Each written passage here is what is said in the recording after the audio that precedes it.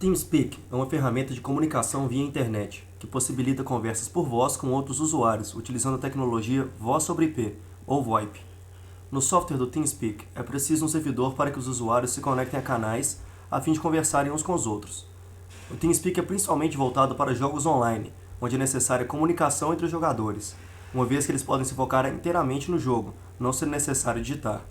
Ele é muito utilizado devido ao seu baixo consumo de memória, além da possibilidade de escolha da codificação de áudio utilizada, o que permite ao usuário rodar jogos com tranquilidade, sem problemas de limitação de banda e processamento.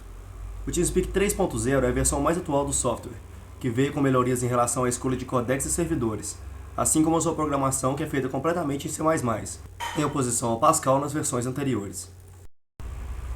Como o TeamSpeak 3 é muito atual, a versão mais utilizada ainda é do TeamSpeak 2, e essa é a sua interface. Para acessar o TeamSpeak, você deve se conectar a algum servidor. Ele pode ser dedicado, como o servidor do Terra, UOL, ou pode ser um servidor criado por algum outro usuário em sua residência. A tela inicial para a conexão do servidor é essa.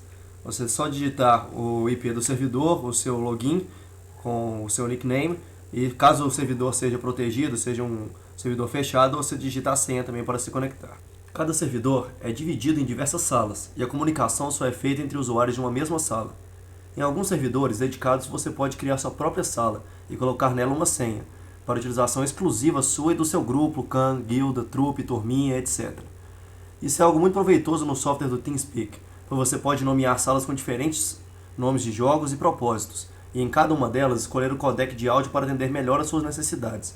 Por exemplo, uma sala que toca música pode ter um codec melhor, enquanto salas de jogos podem ter codecs piores, mas são suficientes para o entendimento e não prejudicam sua banda. Caso seja necessário, você tem a opção de mutar seu microfone ou headphone a qualquer momento. Outra opção interessante é o fato de você poder escolher, além do volume da sua voz, a maneira de habilitação do seu microfone, como você pode ver na tela. Push to Talk, em que você seleciona uma tecla e seu microfone só é aberto quando ela é pressionada. Ou Voice Activation, no qual seu microfone é ativado no momento em que um som qualquer seja emitido próximo dele. A sensibilidade dessa opção pode ser alterada à preferência do usuário. Também existe a possibilidade de um teste local, no qual você fala e ouve a si mesmo, a fim de regular o volume, a maneira de ativação e até o codec que você está utilizando.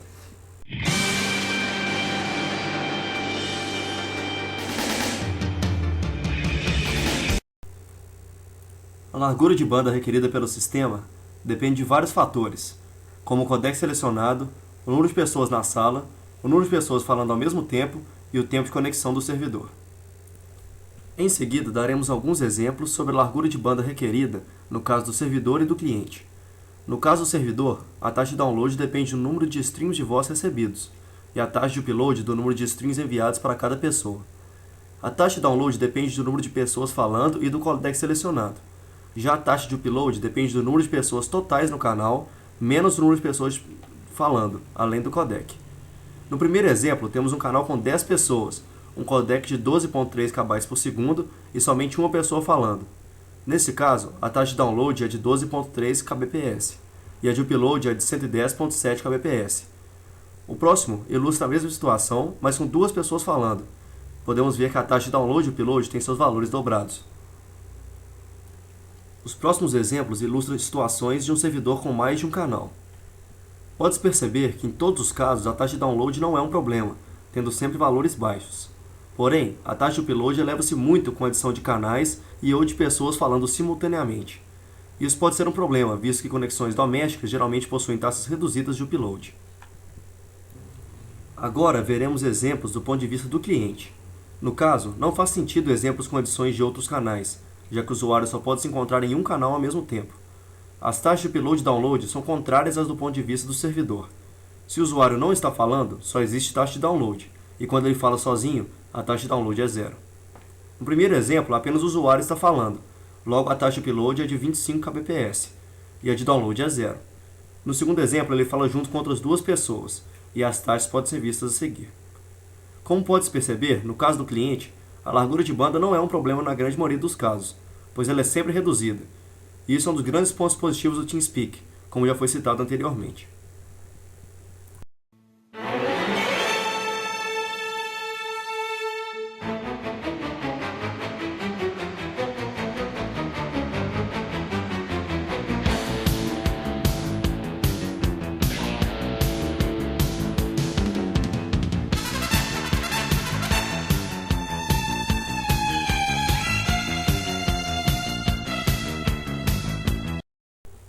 A codificação utilizada pelo TeamSpeak é chamada SPIX, que é um software livre de compressão de áudio, ou seja, ele não tem conexão com nenhuma patente ou royalty. O SPIX se baseia no algoritmo CELP de codificação, que será mencionado em seguida. Ele é caracterizado por compressão com perdas, ou lossy compression. Hoje em dia, o SPIX é um dos codecs mais utilizados em VoIP, já que possui uma excelente qualidade para diálogos ao custo de pouca bitrate, além de ser grátis. Ele suporta várias taxas de compressão, como pode ser visto na tela, variando de bandas estreitas a bandas largas e ultralargas. Mas as frequências não se restringem aos valores de comprimento de banda, podendo variar de 2 a 44 kbps no caso do SPIX, possibilitando quaisquer valores intermediários, como no caso exclusivo do TeamSpeak, que disponibiliza o SPIX de 25.9 kbps, 12.3 kbps, entre outros. Além disso, o SPIX possui uma opção de variação da sua complexidade do algoritmo, adequando-se a várias situações. O CELP, do inglês Code Excited Linear Prediction, é um algoritmo de codificação de fala proposto originalmente por M.R. Schroeder. A codificação de fala é a aplicação da compressão de áudio digital para sinais contendo diálogo. Esse tipo de codificação é utilizada basicamente em telefonia móvel e VoIP. A codificação de fala tem como finalidade transmitir apenas os dados relevantes ao sistema auditivo humano, muitas vezes descartando frequências pouco perceptíveis a nós. A codificação de fala se difere das demais codificações de áudio, pois a fala é um sinal muito mais simples que a maioria dos outros, além de termos muito mais informações estatísticas sobre as propriedades da fala do que de outros sons. Na codificação da fala, só é relevante a inteligibilidade da informação, contanto que ela seja ao mínimo prazerosa ao ouvido humano.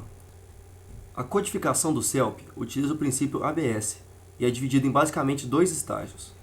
Uma predição linear, que modela o envelope espectral do sinal, e em seguida um modelo baseado em codebook, do resíduo do modelo da predição linear.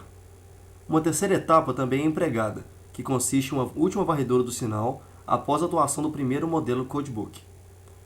A redução do ruído no CELP, assim como na maioria, se não todos os modelos de codecs, se faz modelando os ruídos, para que esses apareçam apenas nas regiões de frequência inaudíveis aos seres humanos. Logo, ao invés de minimizar completamente o ruído, o CELP diminui apenas a parcela em regiões perceptíveis, ganhando assim em questões de complexidade e funcionalidade.